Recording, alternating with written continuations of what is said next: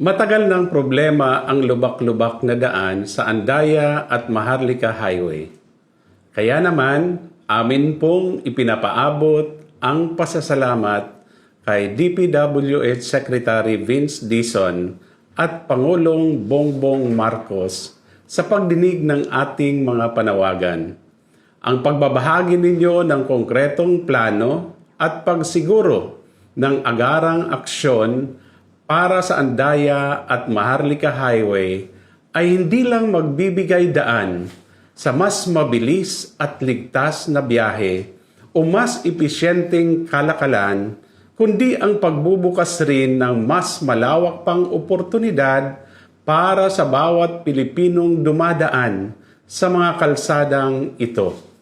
Ang inyong pagkilala sa Andaya Highway bilang backbone ng bansa ay pagpapahalaga rin sa mga bayan at lungsod sa Kabikulan, Visayas at Mindanao.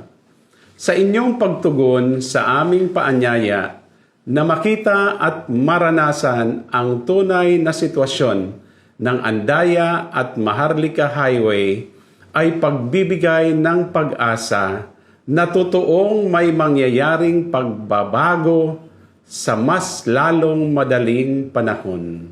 Muli, maraming salamat.